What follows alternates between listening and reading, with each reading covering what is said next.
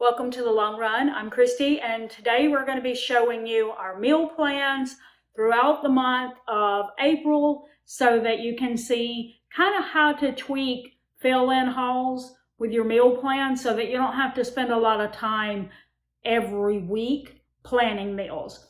A lot of people do weekly meal plans, and that's fine if it works for you. But to me, it's a lot every week knowing that, again, I have to come up with another meal plan. So I do a monthly meal plan, and I'm going to show you how I do this so that on the weeks where I just do a fill-in haul, all I have to do is do a little tweaking with what I already have listed, do a little copy and paste into a document that is synced to my phone, and I have my meal plan just like that, and I've spent very little time coming up with it.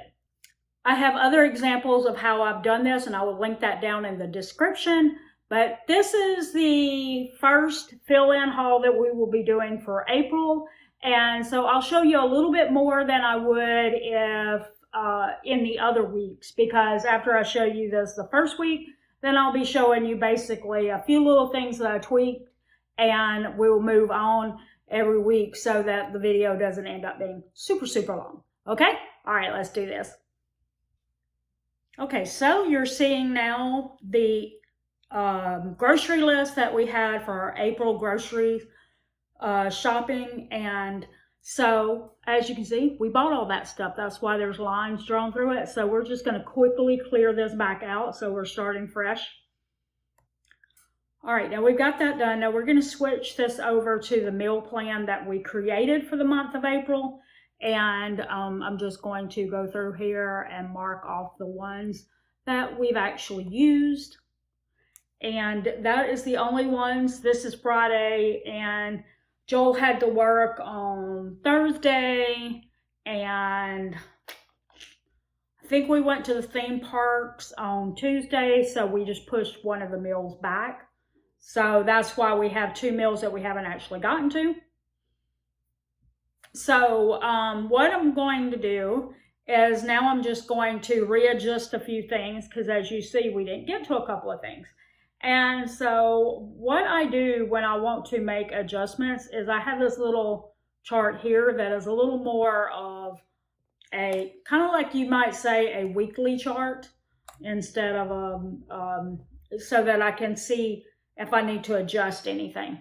All right, so like I said, this is Friday, and for tonight, we've decided that we're going to actually go do some door dashing or Uber Eats or something like that. So we're not going to be home to cook a big meal, and we might do breakfast foods before we leave so that it'll be quick and we can go ahead and go. But I'm not real sure what we're going to do. But so I'm just going to put FFY like I got for Saturday. Saturday, I generally have FFY written there, and that means fend for yourself. And the reason why is because Joel usually works, maybe not necessarily a late night shift, but a later shift, like he gets off maybe 7 or 8. And so I just don't cook on those nights when he does. And so and then our son does Uber Eats and things, so I'm just not going to cook just for myself. And if Joel works till like 7 or 8, he eats at work. So fend for yourself is really just words for myself that I'm not going to cook anything, and I'm just going to fend for myself. And it usually means something like eat a pack of tuna with some eggs and, something like that. So let's see, what shall I do? Sunday, I think we're going to do this grilled chicken here with the rice and beans. That's what I want to do for Sunday. And then we'll do that pulled pork there on Monday.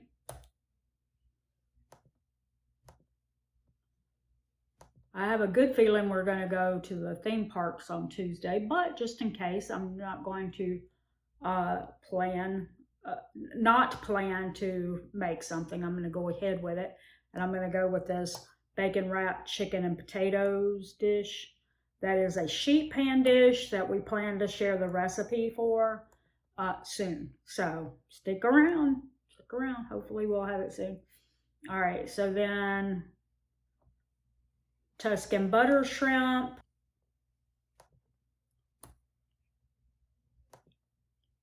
And that takes care of the Wednesday, Thursday, and Friday.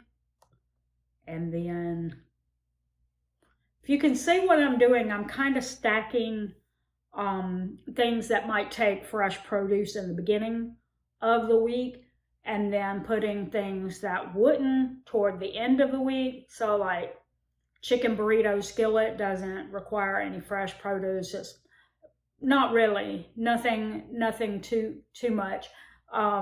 Not something that you have to have fresh produce for. So we'll do that, and then meatballs and spaghetti. Obviously, unless you make a salad to go with it, you don't need any fresh produce. If I was going to do a salad for that and have it be on a Friday, I would just have Joel run into Aldi's on Friday and get that before he heads home, because his restaurant is right in front of an Aldi. So he has the ability. He's really trained himself over the years to walk into a store and buy just what he went in to get. So he doesn't tend to come out with other stuff. So it's not a big deal to us if he does that. If you know that every time you walk into a store, you run the risk of buying something that wasn't on your list, like if you don't have laser focus, then you probably want to make sure that you're front loading your recipes that require fresh produce in the early part of your meal planning days, and then toward the end you want to have things that maybe you could use frozen produce or something like that with. So let's see, and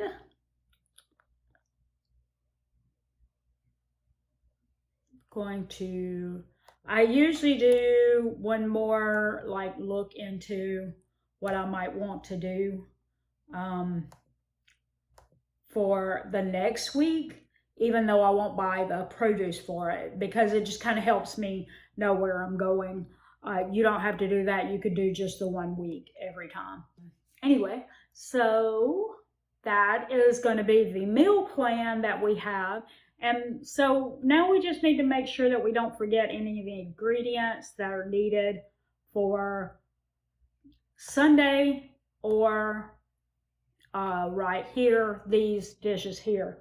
Again, we'll go grocery shopping again before we do the shrimp boil, so we won't buy anything that we might need for that, and we also won't buy any that we would need for the second week. So I'm going to go over here to my ingredient summary page, and we've got 1 bag of red potatoes, and that would probably be for the bacon wrapped chicken and potatoes, or no, it might be the grilled chicken, I'm not sure. But let's see, and the Tuscan butter shrimp has some ingredients, and we would need that. So, whoops. All right, so we would basically be taking our bag of baby red potatoes over here to the produce, the fruits and veggies section. We would need, do it again. Okay, and then we would need these. That's all produce there.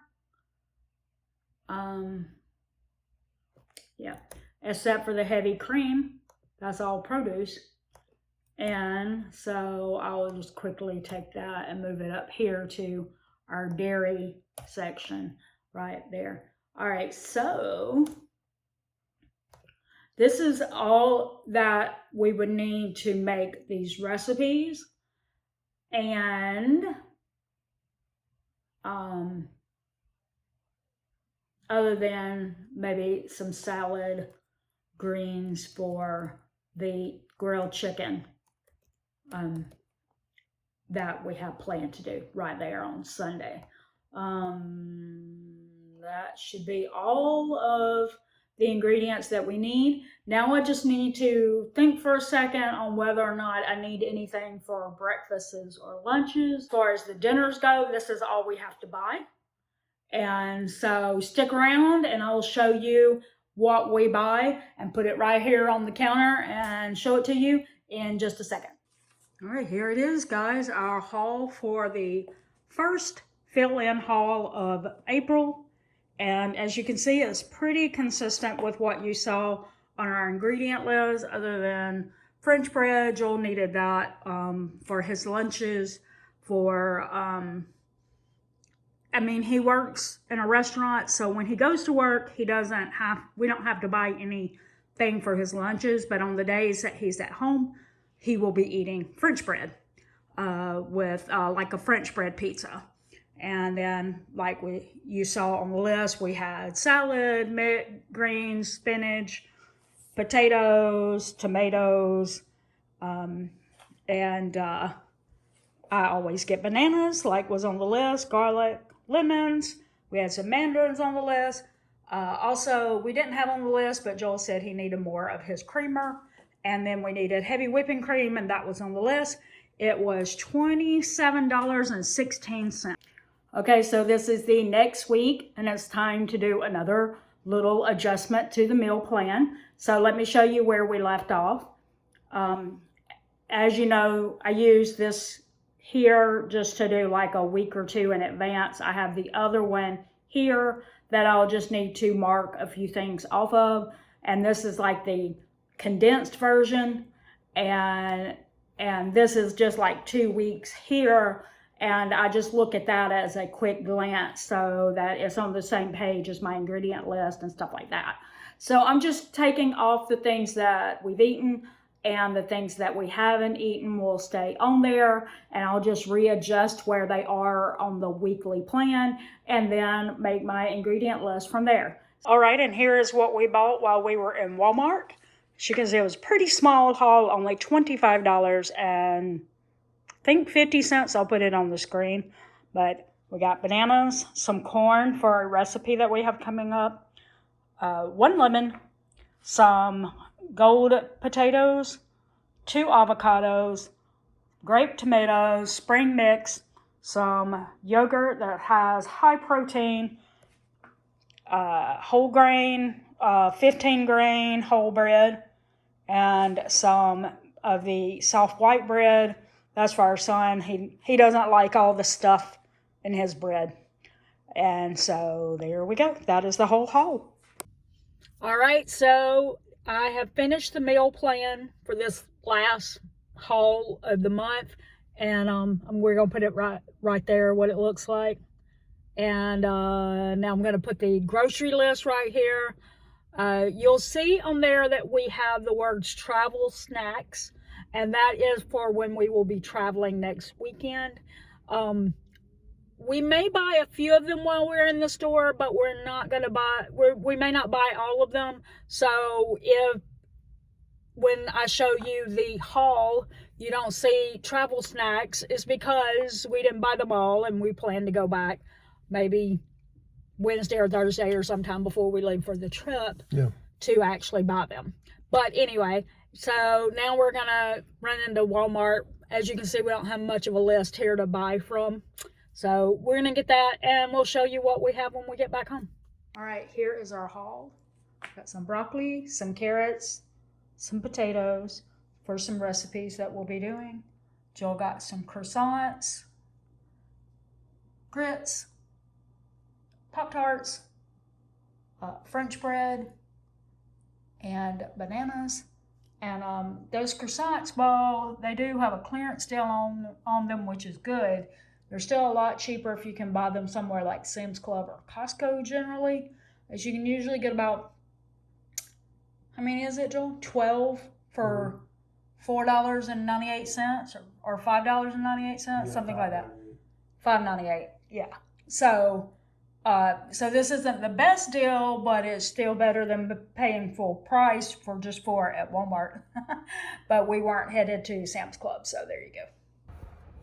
Okay, guys, so this is the last meal plan that we're going to show you for the month. This is actually going to be the one that is actually going to be for May. So first I'm going to show you on the screen what we had at the end of April. So I'm going to put it right there on the screen. Had a few things, and so we'll be taking those over into May and then just adding a few weeks worth of meals. And so here's our new meal plan. Yep. Right there. Mm-hmm.